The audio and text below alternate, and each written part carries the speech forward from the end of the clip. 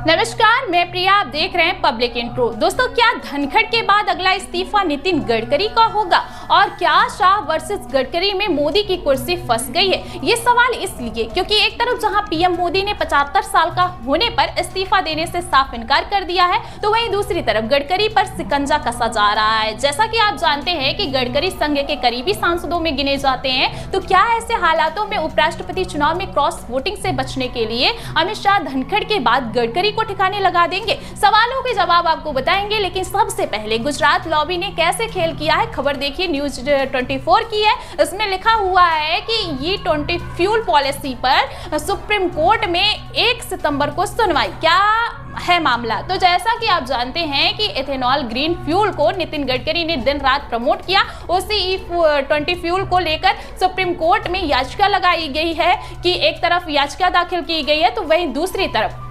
Supreme court ने अचानक से सुनवाई की डेट भी फाइल कर दी है। तो कैसे अमित शाह गडकरी के साथ खेल किए हैं वो आपको बताएंगे, लेकिन सबसे पहले आपके साथ कितना बड़ा खेल हुआ है क्रोनोलॉजी समझिए। तो जैसा कि आप जानते हैं कि ग्रीन फ्यूल ने आम आदमी को तगड़ा झटका दिया है। एथेनॉल फ्यूल की अगर बात की जाए दोस्तों, तो ये गडकरी के बेटे का जो है वेंचर है और 12 अगस्त 2025 को सरकार ने इसे अप्रूव किया और फिर पूरे देश के पेट्रोल पंप ने इस फ्यूल को सप्लाई कर दिया। इस फ्यूल से आम पब्लिक को खूब नुकसान हुआ, गाड़ी का एवरेज कम हुआ, गाड़ी के इंजन पर असर पड़ना शुरू हो गया, पुरानी गाड़ियों में दिक्कतें आई, लेकिन फिर भी या किसी ने इस पर ध्यान नहीं दिया, ना ही सुना गया। अब यहीं पर पेच फंस गया है, क्योंकि ग्रीन फ्यूल का चूरन जो है पब्लिक को तो दे दिया गया, लेकिन फायदा गडकरी के बेटों को हुआ।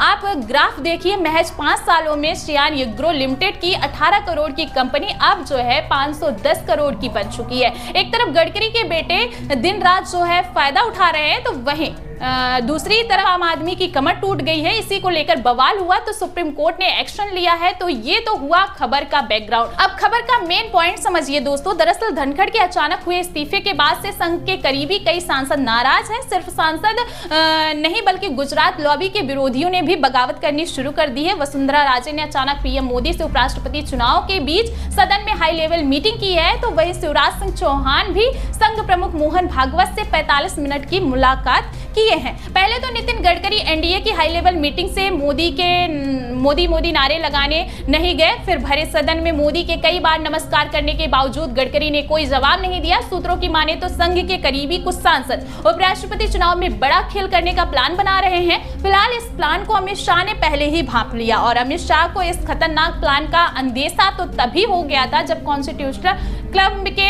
एक छोटे से चुनाव में बीजेपी के सांसदों ने क्रॉस वोटिंग कर दी थी, यानी कि भारतीय जनता पार्टी को धोखा दिया था। मतलब ऐसा पहली बार हुआ कि संघ वर्सेस बीजेपी में खुलकर जंग हुई। एक तरफ अमित शाह ने संजीव बालियान को खड़ा किया, तो दूसरी तरफ विपक्ष के समर्थन से राजीव प्रताप रूडी जीत गए। मतलब जिस चुनाव में खुद वोटिंग करने के लिए अमित शाह पहुंचे हुए थे, वहां भी बीजेपी के सांसदों ने शाह के ठीक सामने बैलेट पेपर पर वोटिंग की और खेला कर दिया। अब अमित शाह के इस हार से आप अंदाजा लगा सकते हैं कि गुजराती लॉबी का खौफ पूरी तरह से खत्म हो चुका है।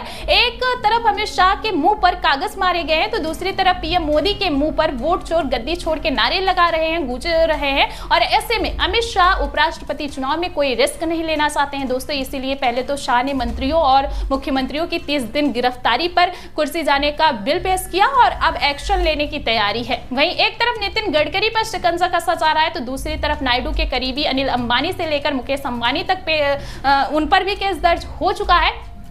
अंबानी परिवार जो कि मोदी के लिए सब कुछ हुआ करता था, उस पर शाह की एजेंसियां जो है लगातार छापेमारी कर रही हैं। और जैसा कि आप जानते हैं कि अनिल अंबानी पर तो सीबीआई ने क्रिमिनल केस दर्ज कर दिया है, तो वही मुकेश अंबानी के बेटे की कंपनी वंतारा को लेकर जो है सुप्रीम कोर्ट ने एसआईटी जांच बैठाई है। तो क्या धनखड़ के बाद अगला नंबर नितिन गडकरी का होगा? ये सवाल इसलिए क्योंकि अपने बेटों को प्रमोट करने में उन्होंने भी कोई कसर नहीं छोड़ी है। खबर देखिए आज तक की है, इसमें लिखा हुआ है कि एथेनॉल ब्लेंड E20 पेट्रोल पर बोले नितिन गडकरी माइलेज होगा थोड़ा कम, लेकिन दूसरी कोई दिक्कत नहीं। तो फिलहाल इस फ्यूल में एक नहीं बल्कि कई दिक्कतें हैं, लेकिन फिर भी पुत्र मुंह में अंधे हो चुके नितिन गडकरी ने कहा कि यह पेट्रोलियम लॉबी वाले कर रहे हैं। एथेनॉल ब्लेंडिंग लोडिंग के चलते भी किसी वाहन में कोई दिक्कत सामने नहीं आई है। तो असल में दिक्कत कहाँ है और यह अमित शाह अच्छे से जानते हैं, लेकिन फिर भी 12 अगस्त यानी कि इसी महीने इस फ्यूल कंपनी के प्रोजेक्ट को अप्रूव किया गया। मतलब जो स्कीम 2030 की थी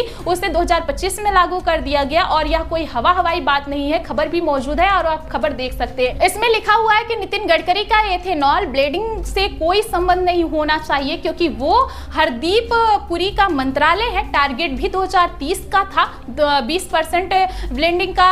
फिर गडकरी ये कहकर क्यों नाचते रहे हैं कि 2025 में ही पूरा हो गया, तो मंत्रालय किसी और का लेकिन फंसे इसमें गडकरी हैं, क्योंकि नितिन गडकरी जो है वो बेटों को प्रमोट कर रहे थे और इसी वजह से अब जो है इनका इस्तीफा भी हो सकता है। फिलहाल आप सभी को क्या लगता है, क्या भारतीय जनता पार्टी इस पर कोई एक्शन लेगी? कमेंट में अपनी राय जरूर दीजिए।